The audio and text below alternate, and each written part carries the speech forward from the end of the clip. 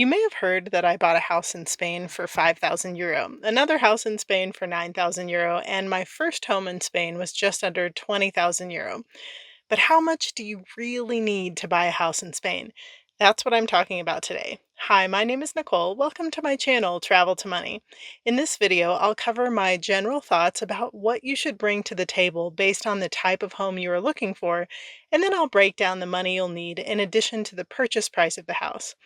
After I had a video go viral about the house I bought for $5,000, I can't even tell you the amount of people who messaged me asking where they could get their $5,000 house. It was a little surprising to me how many people thought they should just be able to go online and find a whole bunch of $5,000 homes. But the thing is, I also know that crazy deals are out there, and whether you're looking for a crazy deal or not, I want to help you prepare for what the reality looks like when buying a house in Spain. Even if you're buying a house for five to $10,000, how much money do you actually need? You may have heard me say this in earlier videos, but I can tell you that after my three purchases, that the most expensive purchase of the home I bought for 20,000 was actually the best value for the money of the three houses I purchased. And that's because the house didn't need much work and came somewhat furnished. Initially, I only put about $5 or $6,000 into it, and probably another 5,000 in the 5 years following that. Whereas the homes that I purchased for $5 and $9,000 need major renovations, which not only cost way more than the total of everything that went into the $20,000 house, but there is also the cost of time and the year or more that you may be unable to actually live in a house depending on how extensive the renovations are. I think buying a house in Spain can pretty easily be a reality for a lot of people, but what makes me nervous is when someone says that they have 10,000 in the bank and they are house hunting. I just don't think that's realistic. Even if you find a house for $10,000, you have to factor in currency differences, taxes, fees, renovations, and so much more. So for most people that come to me and say, I have 10 or $15,000, my advice is save more money first. You don't want to be up a creek without a paddle. Now, could you buy a house and just do the renovations as you have money for it? Yes, but I still don't know that I would advise most people to do that.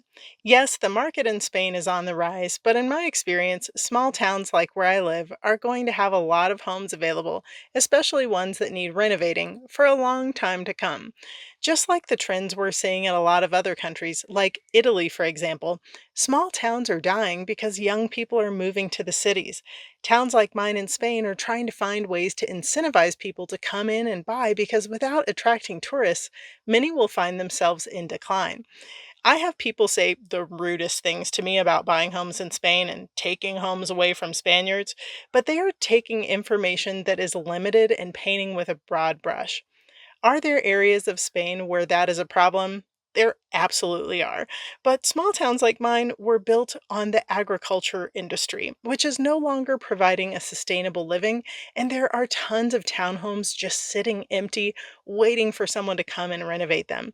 Now, you may not be up for a renovation. The costs and the bureaucracy are maybe not worth the effort, but that is the kind of buying that is most needed in these areas.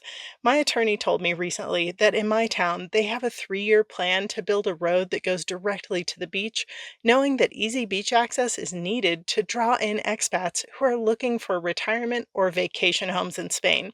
They are thinking ahead about the future of the town and see the need for this kind of change in order for the town to survive. But like I said, you may not be up for a renovation. It's not for everybody. So here's what I would say. Whether you're buying a very cheap house like I did and renovating it, or you just want the cheapest apartment available, I personally think you need to come to the table comfortably willing to spend $40 to $50,000. And that's in towns like mine, but even that would be finding the best deals there are. You won't get those prices in tourist towns along the beach or the big cities. I also think that if you're not looking for the most budget option, you can get into some pretty nice homes in these same areas around the $100,000 mark. Then if you want to look at nice villas, you would need around 150 to 200,000.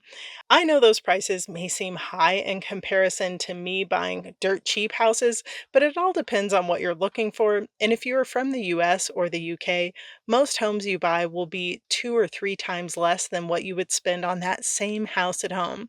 I think that's very reasonable. I just want people to be prepared. If you're really scrappy and you're willing to put time and effort into building relationships, or you're a handy person who is going to do renovations for yourself, I'm sure you could find deals for even less than what I've mentioned. My first house that I bought for 20 grand, I got really lucky. It's not something that you find online every day. But the second two, I got because of relationships. I don't have a secret list of those kinds of deals. Are they out there? Yes. Are they just sitting on the internet? Probably not. Okay, I think I've gone down that road enough. As you look for a home that's within your budget, don't forget that you can make an offer, often much lower than the asking price. It doesn't hurt to ask. So, now let's talk about the additional things you'll need to pay for when you purchase a home. If you're like me, you'll definitely want to hire a real estate attorney. Mine has been fantastic. I don't give out his info online, but I do provide it for those who book coaching sessions with me on buying a house in Spain, which you can do at traveltomoney.com/coaching.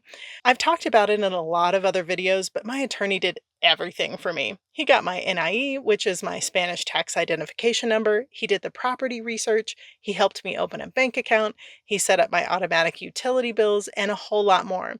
Can you do a lot of this without an attorney? Yes, but not all of it. And going through an attorney will save you so much time and hassle. On my first home, my attorney fees were 1,200 euro, and I didn't pay anything until the closing. On my next two homes, I suppose because of less work since I already had an NIE and a bank account, I only paid around 700 euro. Another cost you will have is a 10% tax on the purchase price of the home. There are some circumstances where if you're buying a house really cheap, they may tell you that the house has a minimum value assigned, which means instead of paying the tax on the purchase price, you'll have to pay that 10% on their recorded minimum value. I don't think this happens very often, but it just happened to me on my most recent purchase, and this is one of the reasons I think it's so important to have extra money set aside when you're going into something like this. The next thing you'll need to pay for is the 3% legal retention fee required by the government. From there, you'll also have registration and notary fees that may cost around a total of $1,000 combined. All of my attorney fees, taxes, plus registration fees when I purchased my first home for 20,000 euro came to 5,000 euro, which is not that bad, but it's also 25% of the purchase price of the home. These numbers will vary greatly depending on the purchase price of whatever home you purchase. From there, you'll probably want to purchase homeowners insurance, but you can find very reasonable prices, again, based on the value of your property. I've paid between 100 and 300 euro per year. The next consideration, if you live outside of the EU, is the currency exchange rate. I often use the terms dollar and euro interchangeably because they tend to be really close in value.